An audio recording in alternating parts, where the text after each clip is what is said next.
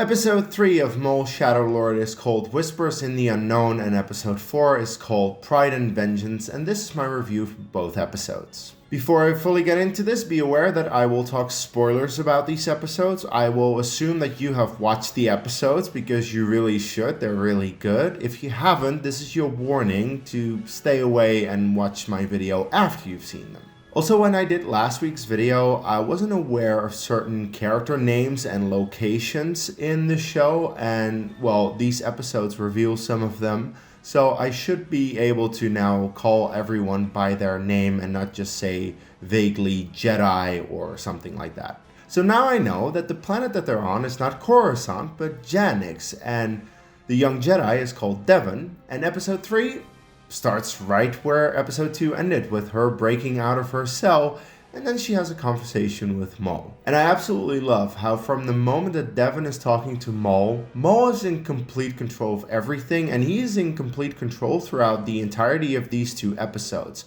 He seems to be thinking 5 steps ahead of his opponents. That Devon is going to escape, he knew that, and that she was going to steal his lightsaber, and that she was going to bring her master to their lair and going to bring the police, and then when the police is there, he's like, oh yeah, I knew you were coming. And he always seems to have a plan ready to deal with whatever kind of situation is thrown at him.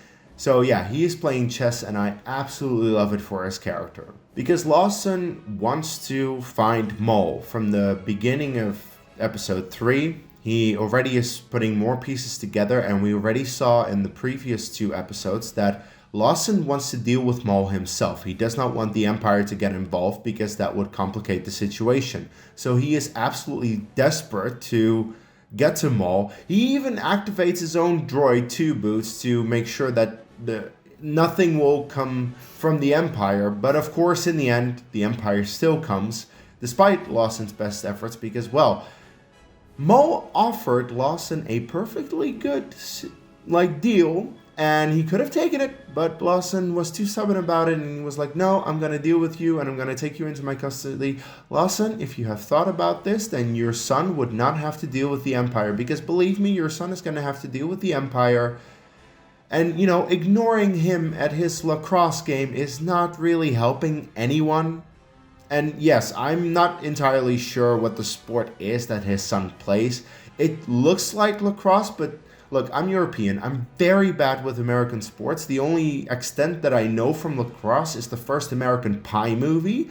So, based on what we saw from the little glimpses of the sports game, it's I think that's kind of the equivalent, at least it's a Star Wars equivalent. Of course, it's not actual lacrosse, but that's about all I can gather there. Now, in the meantime, Maul is also dealing with Vario and the Pykes, and we see Oba Diah again, which was nice to see.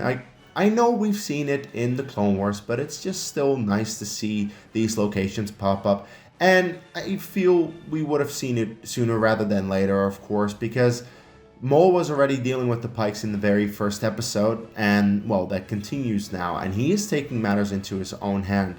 And also with the Pykes, you see how much he is ahead of the competition. He uses one of his Zabrak warriors to pose as him to get to their leader, kill the leader, and then the new leader is like, okay, so you're the new leader now, but you're going to answer to me. And the new leader is kind of forced to do that, because what, are you going to go against Maul? No, you're not. Of course you're not. So Maul already is taking care of, the Pykes.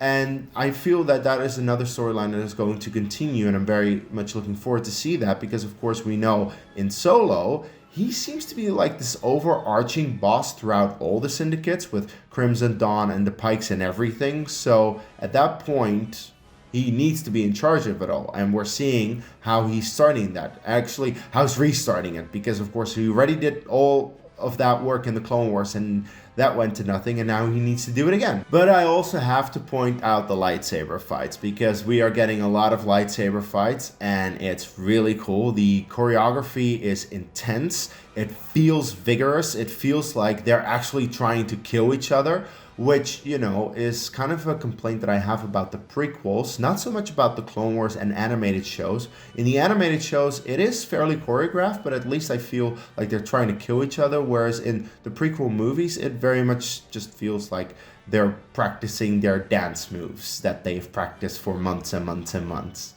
But I really like how intense the fights are. Also, how Maul is just one-arming the fight against Devon when Devon has the red lightsaber. Like, Maul is just pulling a Darth Vader. He's like, I don't need to put any effort into this. I'm way stronger, way better than you. Of course he is. And he knows that. And he allows her to leave because that was the plan. He knows, oh, you're going to get your master, and then I'm going to get a chance at you and your master. What was set up in the second episode. Now, we don't actually get the face-off that I was expecting between Master Daki and Maul. We get Master Daki and Devon versus Maul, and neither of them stand a chance against Maul, and that's good. I like that. It also shows that Master Daki is not really that strong of a Jedi. I thought he would be better, but no.